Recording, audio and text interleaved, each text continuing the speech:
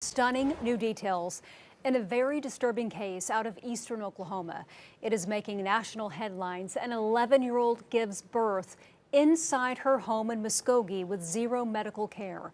Both the child's mother and stepfather are in jail. And now they face even more charges after new results of a DNA test reveal who is the father of the baby. Imagine a place where innocence is not just lost, but utterly annihilated. A place where the very people sworn to protect become the architects of unspeakable horror. This isn't a story from a faraway land. This is a nightmare unfolding right here, in the heart of Oklahoma. This is the case of Dustin and Cherie Walker, and it will challenge everything you thought you knew about parental love and the depths of human depravity. On August 16th, a seemingly ordinary day in Muskogee County shattered into a million pieces. Emergency services were called to a home, not for a typical medical emergency, but for something far more shocking. An 11-year-old girl had given birth to a full-term baby. An 11-year-old. Just let that sink in for a moment. A child giving birth to a child in a home that was supposed to be her sanctuary. The initial claims from the parents, Dustin and Cherie Walker, were almost beyond belief. They insisted they had no idea their own daughter was pregnant. No prenatal care, no doctor's visits in over a year. A wall of silence built around a child, concealing a truth too terrible to comprehend. But the walls were about to come crashing down. The first dark pattern emerged from the cold, clinical world of DNA analysis. The results were not just damning, they were a gut punch to the soul. With a 99.95% certainty, the stepfather, Dustin Walker, was confirmed as the biological father of the baby. The man who should have been a protector, a father figure, was instead the perpetrator of an unimaginable betrayal. A betrayal so profound it defies all comprehension. This wasn't a secret kept from outsiders. This was a secret kept from the victim herself, a child trapped in a horrifying reality, subjected to abuse within the very walls that should have offered safety. And her mother, Cherie Walker, stands accused of enabling this monstrosity, turning a blind eye, or worse, participating in the elaborate cover-up of a crime against her own flesh and blood. But the horror doesn't end with this single unspeakable act. The investigators peeling back the layers of this family's life uncovered a cesspool of neglect. 5 other children, ranging in age from 2 to 9, were found living in what court documents describe as deplorable conditions. A home where dog feces littered the floors, where basic human dignity was stripped away, and where children were denied even the most fundamental care. This wasn't just a single incident, it was a systemic failure of parenthood, a calculated campaign of neglect that exposed every child in that home to unimaginable suffering. This story isn't just about a crime, it's about the erosion of trust, the shattering of innocence, and the terrifying reality that evil can wear the face of a parent. It's about the dark patterns of abuse and neglect that fester in the shadows, hidden from plain sight, until it's almost too late. If the thought of a child suffering in silence, in a place they should be safe, doesn't chill you to the bone, then you haven't truly grasped the horror of this story. Don't let these children be forgotten. Don't let their cries go unheard. You need to understand how this happens. Subscribe to Dark Patterns right now. Don't scroll away. The silence of ignorance is a pattern we refuse to accept. We will delve deeper into the twisted timeline, the shocking details of the abuse, and the systemic failures that allowed this nightmare to unfold in plain sight. This is a story that demands to be told, a truth that must be uncovered. The first act of this tragedy was the unfathomable crime against a child, but the second act is about the insidious decay that consumed an entire household. When investigators stepped inside the Walker home, they weren't just stepping into a crime scene, they were entering a house of horrors. The conditions were not just poor, they were a profound act of neglect against every child living there. Court documents from the Muskogee County Sheriff's Office paint a picture of utter squalor. The victims, ranging in age from 2 to 9, were found living in what police described as deplorable conditions. A home where basic sanitation was a foreign concept. A place where children were reportedly found without proper clothing. A family living, not in poverty, but in a state of willful, shocking abandonment. The very air they breathed was a silent accomplice to the abuse. But the most chilling detail? The home was reportedly littered with dog feces. A human living space, so neglected and filthy it was indistinguishable from an animal pen. It speaks to a level of depravity that is hard to wrap your mind around. It shows a complete breakdown of what it means to be a parent, a complete disregard for the health, safety, and well-being of a child. And as the evidence against them mounted, so did their denials. The Walkers maintained their innocence, their claims as hollow as their home. Their defense? A shocking plea of ignorance. They claimed they had no idea their 11-year-old daughter, a child they saw every day, a child they fed and clothed, or rather didn't, was even pregnant. They described her as rather petite, as if her small stature was a convenient excuse for a year-long blind spot. But Assistant District Attorney Janet Hutchison didn't mince words. She called this one of the most serious cases of child sexual abuse and neglect she had ever prosecuted. This is where we confront a difficult and controversial question. Is it possible for two parents to be this willful? New at 6 o'clock, the Muskogee caretaker is now facing several charges after authorities say she failed to report that her 11-year-old neighbor was pregnant. Court documents say an 11-year-old girl gave birth to a child on August 16th at a Muskogee home. The girl's parents told police they did not know she was pregnant. Willfully ignorant. Or is this just a classic pattern of denial, a calculated lie designed to protect a man who stands accused of the most heinous crime imaginable? And what of Cherie Walker? She claims to be a victim of her husband's deceit, but the law says she enabled it. It's a tough pill to swallow, but let's be real. How does a mother miss this? How do you miss your child being pregnant for 9 months? What do you believe? Was she truly an accomplice to a cover-up, or was she simply complicit through her inaction? Tell us in the comments what you think, even if it's an uncomfortable truth. The horror is amplified by the fact that this nightmare went unnoticed for so long.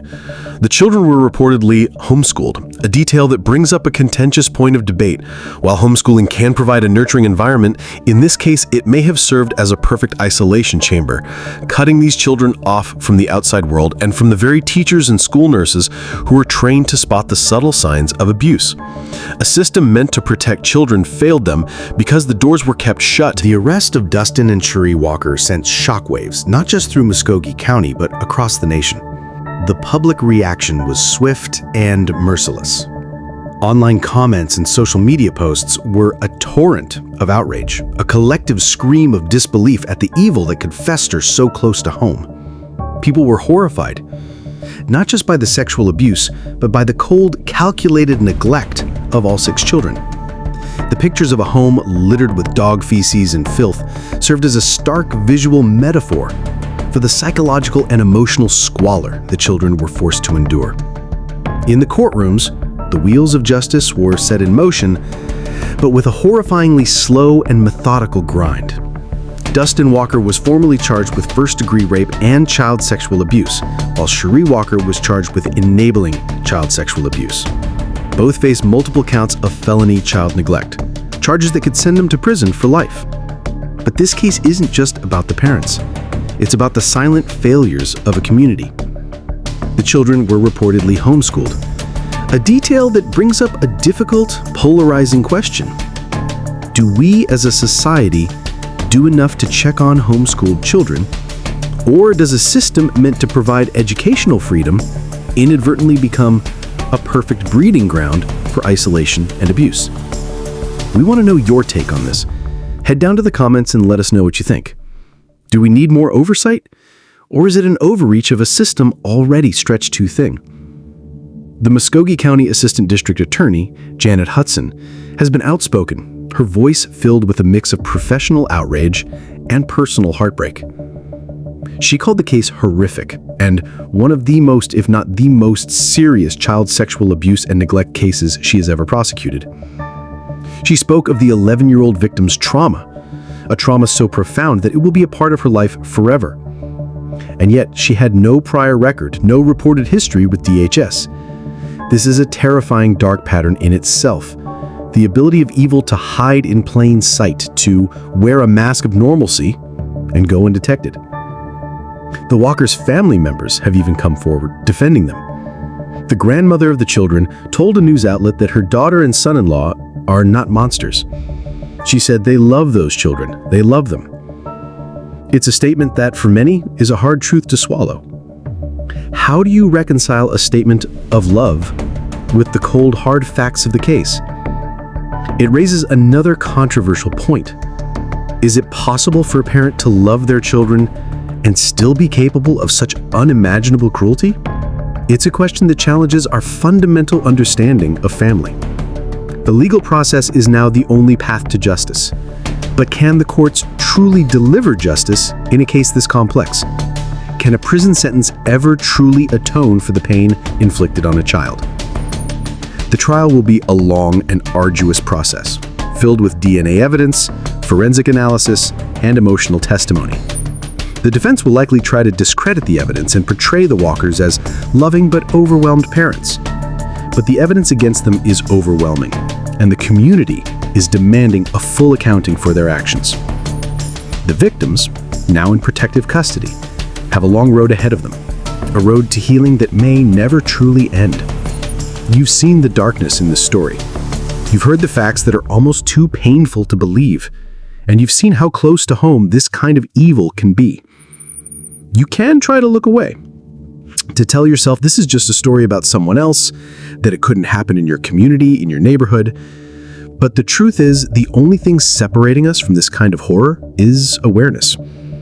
If you believe in the power of true crime to reveal the truth, if you're brave enough to confront the darkness that lives among us, then you need to be part of this conversation. Don't just watch this story, experience it with us. The only way to ensure the full picture of this chilling case is brought to light is to subscribe now. Don't risk letting the story get lost in your feed. Join us on this journey to justice. The dust has settled, but the wreckage remains. The Walkers have been arrested. Their 6 children, including the infant, have been removed from the home and placed into state custody. But for these children, this is not an end. It is a beginning of a long, arduous journey to heal from wounds so deep they may never fully close. This is where the story shifts from the darkness of a crime to the difficult and often invisible struggle of its victims. The foster care system is now their only lifeline. But Oklahoma's child welfare system, like many across the nation, is burdened and strained.